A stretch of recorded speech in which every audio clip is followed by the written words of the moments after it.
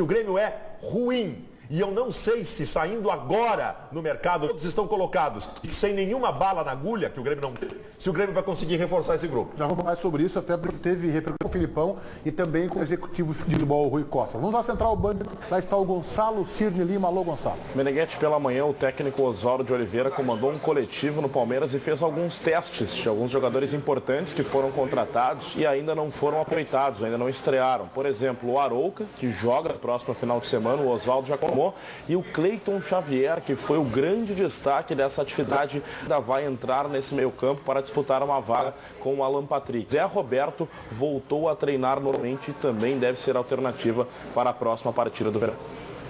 Roberta. William Martins, em relação ao Grêmio, precisa de um time novo. Perder 12 jogadores e não repor em quantidade, muito menos qualidade, fica difícil. O Marcelo Estobal, falta pontaria no time todo, nos cruzamentos e chutes a gol. De resto, o Grenal vai ser... O Laércio, precisamos de um atacante, a defesa e o meio-campo me parecem insuficientes. E o Eduardo, Juliano voltou melhor do que eu esperava. Vi evolução no time no segundo tempo, mas o Filipão não pode ficar inventando. O Filipão deu alguns sinais, né, de perder assim e ficou tangenciando de perder o prumo. Quando ele falou, por exemplo, isso que a gente reproduziu agora, a gente tem vários trechos do Filipão aqui, quando ele, por exemplo, eu também vou com as reservas, irritadíssimo com a pergunta sobre a possibilidade do Inter colocar time misto no Grenal do próximo domingo pelo Campeonato Gaúcho, e também quando ele falou, vários clubes aí, citou o Internacional, contrataram aí 10, 12 jogadores, o Inter contratou 7. Eu não vi no cenário brasileiro alguém que tenha contratado 12, pelo menos 12 de primeira grandeza, o Inter a gente sabe que são 7, né, com o Lisandro Lopes que está chegando nessa semana. Talvez o Palmeiras. A exceção do Palmeiras, que é o time que quase foi rebaixado e... Exatamente, montou o time e o banco. Então foi um time, que não está nem na alça de mira do Grêmio a curto prazo. Não vai jogar o Campeonato Gaúcho. E dá a impressão ontem que está extasiado, que já tirou o que tinha para tirar desse atual grupo de jogadores. E ontem pediu reforço. Vamos acompanhar. Espero que contrate. Acabou o assunto agora. Não, quando fica numa situação de 20 mil a menos, 20 mil a mais e coisa e tal, não sou eu que tenho que decidir. Quem tem que decidir é o clube. Só que nós também temos que fazer essa recuperação baseado em uma situação de atletas que nos deem muito mais respostas do que a meninada, porque a meninada não é uma aposta, não é para a gente exigir deles muito mais do que a gente está exigindo. Então, espero que esta semana aconteçam as negociações e que se faça aí a contratação de 2 ou 3 jogadores, que é aquilo que a gente pediu desde o início. Quando nós tiramos X valor, nós temos credibilidade ou crédito de alguma coisinha para dar uma sustentabilidade ao nosso time. E é isso que a gente espera. Tivéssemos nós, esses jogadores em condições desde o início, nós teríamos outro tipo de trabalho, outro tipo de ação dentro de campo, porque eles já são entes, já viveram situações que os meninos estão começando a viver. São 2 ou 3 jogadores, por quê? Porque na saída de 12, nós economizamos milhões. E tá bem, agora podemos gastar no mínimo uns 500 mil. Essa última parte, quando ele fala de que esses jogadores já estivessem aí jogando, ele não está se referindo a reforços, aos jogadores machucados, entre eles o Juliano, que está voltando apenas agora, já praticamente no mês de março, o Jeromel e o Ramiro. Talvez tenha mais algum que eu tenha esquecido. Não, tem 3 que tu esqueceu.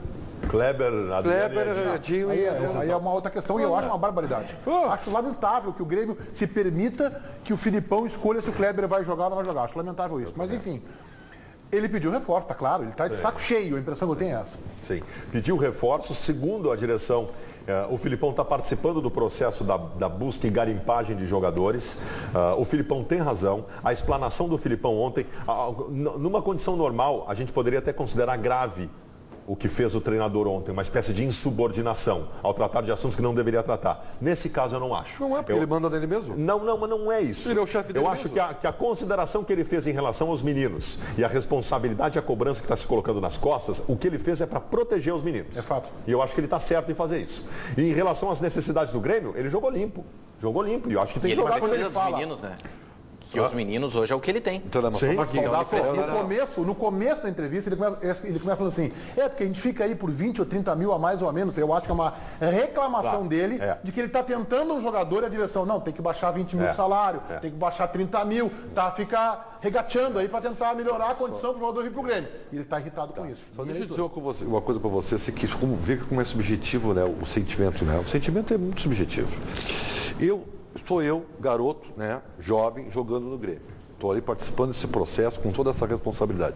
Se ouço o treinador me dizer assim para todo mundo, porque ele está dizendo para todo mundo que esse time não tem condições, tá? Que esse time é insuficiente, eu não me sentiria protegido. A tabela está dizendo. Eu não me sentiria protegido. Eu me sentiria abaixo do cachorro. Se eu sou um menino que estou sentindo a pressão, se eu sou um menino que estou no grupo e estou sentindo uma pressão que estão colocando nas minhas costas de resolver o problema, e que eu não estou preparado para resolver, e vem um técnico multicampeão, que é o meu treinador, e diz o seguinte, os meninos estão no time para contribuir, para serem acessórios, eles não podem ser a peça principal, eu me sinto protegido. Eu me sentiria desvalorizado. Eu me sentiria protegido. Está protegendo os guris. Então vamos entrevistar os guris, então, Ribeiro, e vamos ver como é que eles sentem. Talvez seja o melhor caminho, hein? Ficar tu, Baldassi, com a opinião dele, tu com a tua. Então manda a tua equipe lá entrevistar os garotos hoje e vamos ver como é que eles sentem. Pronto, vamos resumir assim. Agora, porque eu acho que...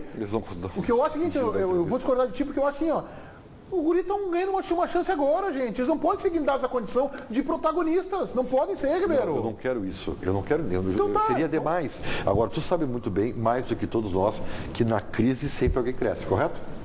Na crise sempre alguém cresce. Não está crescendo ninguém. Tá, só um pouquinho. Tu não acha que é bom estar na crise, então, né? Não. Estou te falando uma realidade. Ribeiro, são oportunidades, porque se não tivesse o Grêmio em crise, eles não estariam jogando. O risco de colocar o teu patrimônio, os teus meninos que tu considera que tem qualidade e tem no time, é aparecer alguém como tu estás fazendo agora e queimá-los como tu estás fazendo agora. Não tô queimando. Quem está queimando os meninos do Grêmio e dizer que não tem valores é tu. Porque tu comentou um jogo dos juniores, tu te encantou. Te encantou com o Raul, te encantou com o Vico. 3 jogadores. Três jogadores. Tá. Agora já não serve mais. Só um tá jogando. Já não serve mais. Tá jogando. Sabe por que não serve mais? Porque há o risco de acontecer com alguns desavisados o que está acontecendo contigo. De imaginar que os meninos têm que resolver a situação. E eles não querem. Não, eu não quero que resolva. Eu quero que apareça O presidente Romildo Bolzan, Ribeiro, não concedeu entrevista ontem, né? Nem para as emissoras de rádio, nem televisão. Nem o vice-futebol Fábio Costa, que estava na arena e também não concedeu entrevista. O designado para falar ontem não foi nenhum dirigente político. Foi o executivo de futebol, Rui Costa, que não recebeu esse recado do Filipão aí como uma espécie de cobrança por reforço. Vamos acompanhar. O Felipe disse que espera as contratações porque ele sabe o trabalho que está sendo feito, né? Não foi uma cobrança, foi quase que uma cronologia. Ele sabe que mais cedo ou mais tarde essas contratações aparecerão porque ele acompanha o trabalho. Nós debatemos diariamente o perfil do jogador que nós temos que trazer, que tipo de alternativa nós teríamos, os mercados que eu estou trabalhando, né, junto com o presidente Fábio Costa, com o presidente Romildo e até com ele, porque o Grêmio não tem muitas possibilidades. O Grêmio é um clube que está sendo muito coerente naquilo que está sendo proposto como uma diretriz institucional. Ou seja, o Grêmio tem que buscar o seu equilíbrio financeiro e nós não temos hoje uma capacidade de investimento que nos permita contratar 19, 15, 10, 12 jogadores. Nós temos que fazer contratações pontuais num mercado muito difícil, né? Porque o mercado, nesse momento, está muito mudado e o Grêmio também mudou a sua proposta de investimentos. Mas isso nos impõe criatividade, capacidade de trabalho e ele sabe o quanto nós estamos trabalhando juntos, inclusive, para que essas alternativas possam ser agregadas o quanto antes, respeitadas sempre as premissas financeiras que nós temos, que são inegociáveis. Essas sim são inegociáveis. Essas sim são inegociáveis, eu fiquei entendendo que os jogadores são todos negociáveis. Mas olha só, é um exagero na frase do Rui, nós não temos condições de contratar 19 jogadores. Ninguém contratou isso, o mais perto foi o Palmeiras. Então, que reformulou. Então, o Grêmio não tem que contratar 19 jogadores, o Grêmio tem que contratar 4 ou 5, mas 4 ou 5. Exatamente. Mas 4 ou 5 bala. 4 ou 5 prontos. Um lateral, talvez um zagueiro, vamos ver como é que o general vem. Um meia, 2 atacantes. 2 atacantes, não é um. São 2 atacantes. A primeira coisa que eu gostaria de só sublinhar é o seguinte: não é o Rui Costa que tem que falar sobre a estratégia do Grêmio. Tá bem? O Rui Costa é um cumpridor de missões, é um diretor executivo. E eu acho que já está exposto em demasia. Mas nós não vamos mudar isso, Tá? Ribeiro. Não vamos mudar. Essa é a mas política está do Grêmio. errado, sabe por quê? Porque ele não tem que... Aí, não, mas o que acontece? Nós ficamos sem respostas. Questionado sobre a estratégia política financeira do Grêmio, ele vai dizer, não, mas isso aí é com o Dr. Fábio Kopp, isso aí é com o presidente. Aí nós não temos a palavra dos outros. E de qualquer então, maneira... ele fica contra a parede e ele é um funcionário do clube. É que aí o Grêmio ganha o Grenal, quem fala é o presidente ou o vice de futebol. Claro. Aí o Grêmio tropeça com a Juventude, quem fala é o Rui Costa. Aí fica desleal o jogo. É que é complicada essa situação do Grêmio, porque ou a direção sustenta até o final do ano, até morrer a tese da nova política financeira e da convicção nessa nova política, ou aceita também, por outro lado, as possíveis críticas. Essa política, eu acho.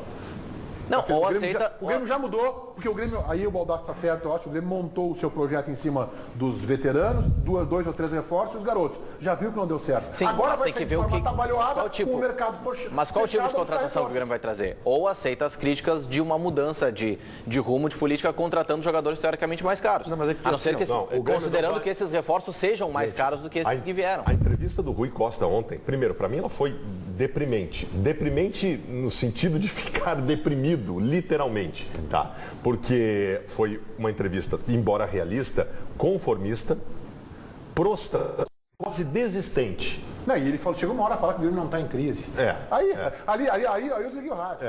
Não, crise não. Então, assim, ó. Nós estamos em alguma situação que nos obriga a reflexões. Mas vem cá, isso não é consultório psiquiátrico, gente. A minha leitura da entrevista do Rui Costa ontem é a seguinte: segue a mesma situação, a gente até vai voltar para o mercado agora, mas não esperem grande coisa, porque nós não vamos fazer Ele grande falou coisa. isso aí. Ele falou isso Foi aí. isso que ele É que se fosse no Campeonato Brasileiro, essa situação do Grêmio ter exatamente, para não dizer aqui, 3 vitórias, 1 empate e 3 derrotas, se fosse no Campeonato Brasileiro, depois de 7 rodadas o Grêmio está em 8º lugar, tudo bem. Até talvez não estaria em crise, dada essa nova situação do Grêmio. Estou falando financeira. A questão é que é no Campeonato Gaúcho, né?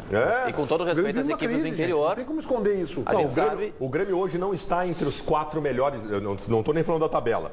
Vamos considerar o grupo. O Grêmio hoje não está entre os melhores times do Campeonato Gaúcho. O Grêmio não é um dos melhores times do O Grêmio Campeonato corre o risco de não disputar a final do Campeonato Gaúcho. Sim. Com certeza. Não, corre grande risco. Agora, Como é que é o cruzamento para a segunda fase? É primeiro contra oitava? Sim. Primeiro, oitavo, segundo, sétimo. O Grêmio, Ribeiro, o Paulo Pires trouxe ontem a informação. O Grêmio nunca na sua história tinha passado 3 jogos seguidos no Campeonato Gaúcho sem marcar gol dentro de casa. Isso é inconcebível. O Grêmio perdeu. O Grêmio ganhou. Pelotas, Veranópolis e Juventude. Os 3 jogos que o Grêmio ganhou no campeonato são contra exatamente os 3 últimos colocados na tabela. sendo que o quarto... O Grêmio e o Veranópolis.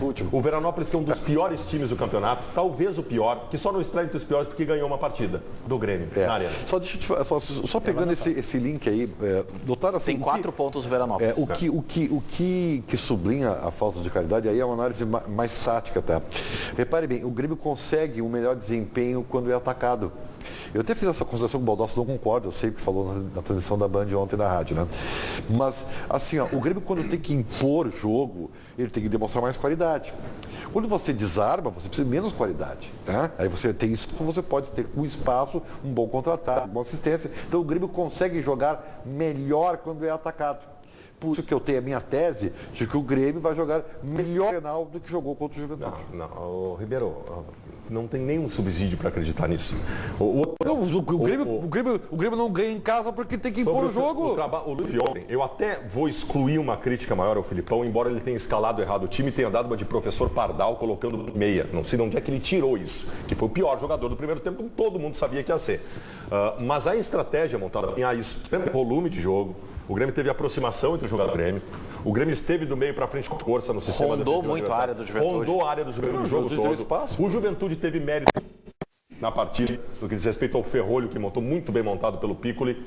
E faltou qualidade. Não, e as melhores chances do jogo foram do Juventude. Sim, apesar dessa ronda. O Grêmio no primeiro tempo só chutou de fora da área e no segundo tempo foi inconsistente mesmo quando teve mais intensidade. Porque quando entrou o Juliano, Juliano entrou, melhorou o time do Grêmio. Entrou bem. Entrou, melhorou o time do Grêmio. A minha grande notícia de ontem... Eu acho. O Everton, quando entrou, também deu mais intensidade por ser um jogador de velocidade, mas faltava a qualidade para a penúltima jogada e para a última jogada. A qualidade que o Grêmio não tem. Roberto. Bom, o Grêmio vai passar vergonha no Clássico, vergonha na Copa do Brasil e vergonha master no Brasileirão se não contratar urgente. O Paulo Pina, nunca na história desse Grêmio teve um time tão ruim. O Wagner, vão me desculpar, mas o Ribeiro Neto é o mais coerente, correto e realista do programa. O Grêmio está um desastre. Um abraço a todos e um beijo para o Thiago Braga de Alegrete, que sempre nos assiste. Está aqui o registro. Gols de Clássico Granal. Tem Granal pelo Gauchão no próximo domingo. O primeiro deles é de Paulo César Tinga, vestindo a tricolor. Um clássico no Olímpico. O Grêmio goleou o Inter 4-2. E o Tinga fez os gols. Ele fez 2 jogos aí. Que beleza, hein? Que golaço. O Tinga jogava mais avançado, né? E depois ele fez um gol cruzado